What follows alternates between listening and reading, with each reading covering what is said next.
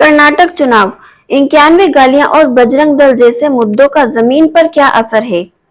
प्रधानमंत्री नरेंद्र मोदी ने कर्नाटक में भारतीय जनता पार्टी की जीत सुनिश्चित करने के लिए जी जान लगा दी है। बीते 7 दिनों में उन्होंने 17 रैलियां की हैं और 5 रोड शो किए हैं। दक्षिण भारत के अहम राज्य कर्नाटक के चुनावी नतीजे अगले साल होने वाले लोकसभा चुनावों में कई राज्यों की विधानसभा चुनावों के लिए भी अहम होंगे। प्रधानमंत्री नरेंद्र मोदी कर्नाटक में बीजेपी की जीत सुनिश्चित करके उसे आगामी चुनावों के लिए एक प्रतीक के तौर पर भी इस्तेमाल करना चाहते हैं। प्रधानमंत्री नरेंद्र मोदी ने पिछले 9 दिनों में 2 रातें दिल्ली के बाहर गुजारी हैं। ये असाधारण बात भी है क्योंकि उन्होंने ऐसा इसलिए किया ताकि वो कर्नाटक में 3 से 4 रैलियां और रोड शो कर सके। प्रधानमंत्री नरेंद्र मोदी का कर्नाटक पर इतना ज्यादा ध्यान देना इसलिए भी अहम है क्योंकि वो उस राज्य में अपनी पार्टी की किस्मत बदलना चाहते हैं, जहां 1985 के बाद से कोई सत्ताधारी दल दोबारा सत्ता में वापसी नहीं कर सका है। ये चुनाव अभियान इस लिहाज से भी अहम है क्योंकि पहला चुनाव है जब कर्नाटक में बीजेपी के सबसे बड़े नेता बीएस येदियुरप्पा पार्टी के चुनाव अभियान का नेतृत्व नहीं कर रहे हैं। येदियुरप्पा ने अपने दम पर 2008 में पार्टी को सत्ता दिलाई थी और साल 2018 में त्रिशंकु विधानसभा के बाद 2019 में पार्टी की सरकार बनने में अहम भूमिका भी निभाई थी। दोनों मौके पर भारतीय जनता पार्टी ने 110 और 104 सीटें हासिल की थी। दोनों ही बार 224 सदस्यों वाली विधानसभा जादुई संख्या 113 को पार्टी नहीं छू सकी थी। इस चुनाव का एक और पहलू ये भी है कि इस बार भारतीय जनता पार्टी को राज्य में सत्ता विरोधी लहर का सामना करना पड़ रहा है। कई महीने पहले कांग्रेस ने बीजेपी पर भ्रष्टाचार के आरोप लगाते हुए इसे 40% कमीशन वाली सरकार कहा था। भ्रष्टाचार के मुद्दे पर बीजेपी को घेरने के अलावा कांग्रेस ने अपने चुनाव अभियान में 4 गारंटी जनता को दी है, जो बेरोजगारी और महंगाई जैसे अहम मुद्दों से जनता को राहत दिलाने का भरोसा देती है। प्रधानमंत्री नरेंद्र मोदी ने 29 अप्रैल को राज्य में अपना चुनावी अभियान शुरू किया और कांग्रेस की तरफ से अपने आप पर लगाए गए आरोपों को अपने चुनावी अभियान का केंद्र बनाया। उन्होंने कांग्रेसी नेताओं के जहरीले सांप, नालायक बेटा जैसे बयानों का हवाला देते हुए कहा कि किस तरह से कांग्रेसी नेता उन्हें गाली देते हैं और उन पर व्यक्तिगत टिप्पणी करते हैं। इसके अलावा उन्होंने कांग्रेस के घोषणा पत्र में बजरंग दल के खिलाफ कार्रवाई करने के वादे को भगवान हनुमान बजरंग बली के अपमान के तौर पर बार बार दोहराया। भोपाल की जागरण लेकसाइड यूनिवर्सिटी के प्रोफेसर, वाइस चांसलर और राजनीतिक विश्लेषक प्रोफेसर संदीप शास्त्री कहते हैं कि बीजेपी नेताओं के रवैये में आत्मविश्वास नहीं झलक रहा है। चुनाव के समय नजदीक आने तक कर्नाटक में चुनाव अभियान काफी गंभीर रहा है। हालांकि कांग्रेस के बीजेपी पर 40% कमीशन सरकार होने के आरोपों को जरूर अपवाद के रूप में देखा जा सकता है। सबसे पहले राज्य में ठेकेदारों और स्कूल के प्रबंधकों ने यह सरकार पर आरोप लगाया था और पत्र लिखकर प्रधानमंत्री को इस बारे में जानकारी भी दी थी। राज्य की राजनीति पर नजर रखने वाले राजनीतिक विश्लेषकों का भी मानना था कि कांग्रेस ने इस बार बीजेपी के आरोपों पर प्रतिक्रिया देने की बजाय राज्य में चुनावों का एजेंडा तय किया। मुख्यमंत्री बसवराज बोम्मई ने नेतृत्व में सत्ताधारी भाजपा जनता पार्टी कांग्रेस के आरोपों का जवाब मजबूती से नहीं दे सकी।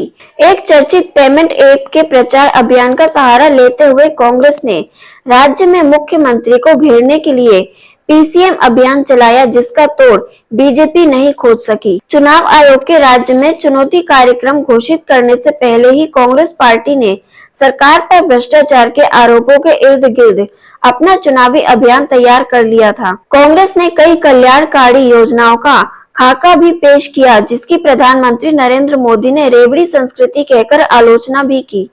कांग्रेस पार्टी ने गरीबी रेखा के नीचे रहने वाले प्रत्येक परिवार के लिए हर महीने 10 किलो चावल, गरीबी रेखा के नीचे के परिवार की महिला मुखिया के लिए हर महीने 2000 रुपए की आर्थिक मदद और स्नातक पास और डिप्लोमाधारी बेरोजगारों के लिए 2 साल तक बेरोजगारी भत्ता देने की लोकानुभावन घोषणाएं की।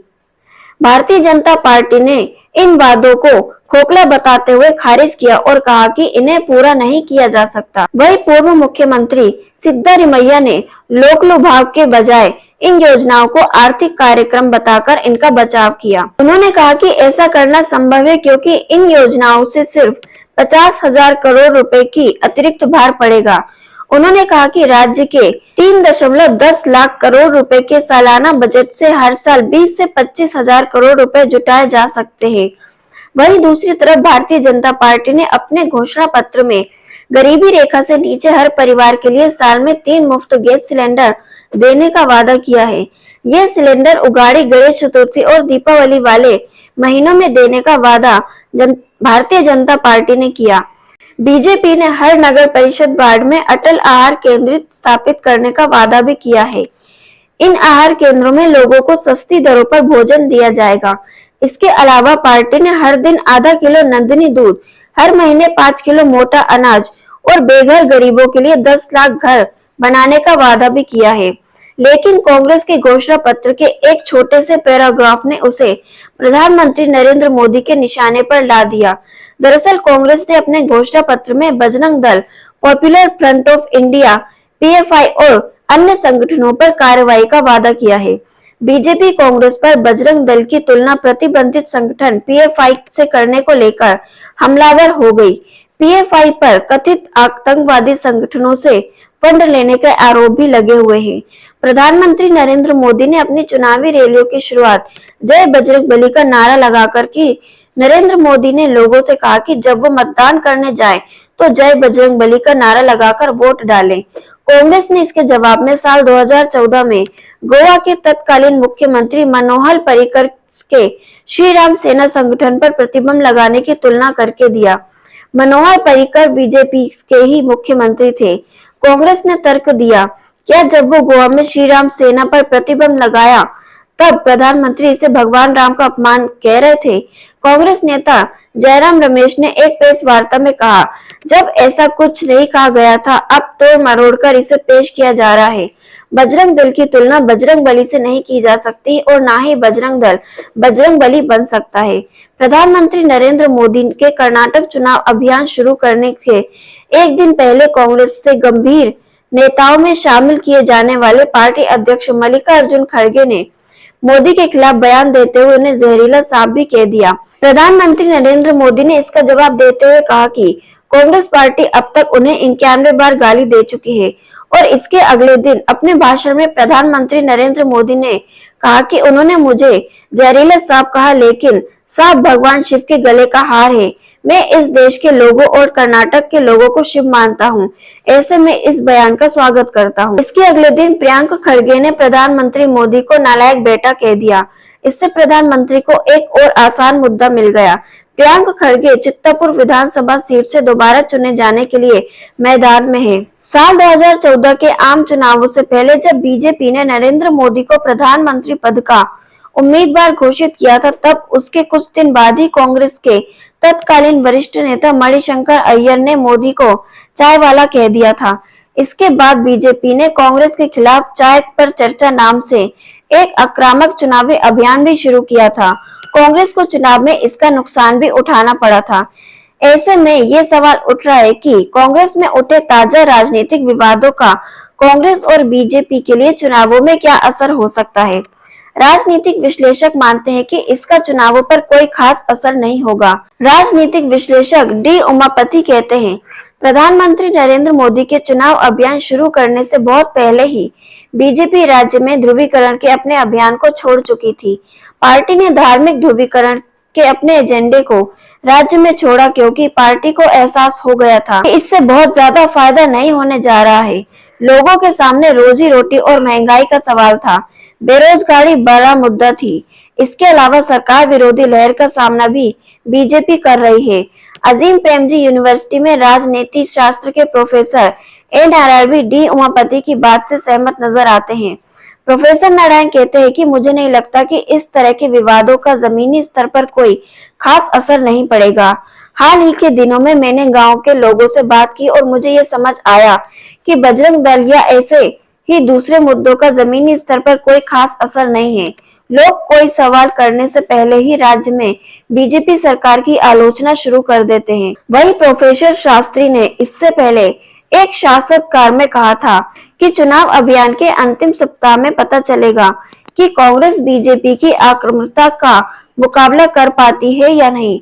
शास्त्री कहते हैं कि अगर ऐसा लगता है कि कांग्रेस ने बीजेपी के हमलों को झेल लिया है। प्रोफेसर शास्त्री लोक नीति नेटवर्क से सह निदेशक भी है। लोक नीति नेटवर्क ने CSDS के साथ NDTV चैनल के लिए चुनावी सर्वे भी किया है। इस सर्वे से संकेत मिले हैं कि राज्य में बीजेपी को 61% सरकार विरोधी लहर का सामना करना पड़ रहा है। इसके अलावा 57% लोग बीजेपी की सरकार की वापसी नहीं चाहते हैं और मुख्यमंत्री पद के लिए सबसे पसंदीदा नेता सिद्धरमैया हैं। मुख्यमंत्री बसवराज बोम्मई को 22% लोग वापस चाहते हैं, जबकि JDS के नेता और पूर्व मुख्यमंत्री HD कुमारस्वामी को 15% लोग पसंद करते हैं। येदियुरप्पा इस बार मुख्यमंत्री पद की दौड़ में नहीं है। राज्य के 5% लोग चाहते हैं कि मुख्यमंत्री वो बने, जबकि कांग्रेस नेता DK शिवकुमार 4% लोगों को ही पसंद है।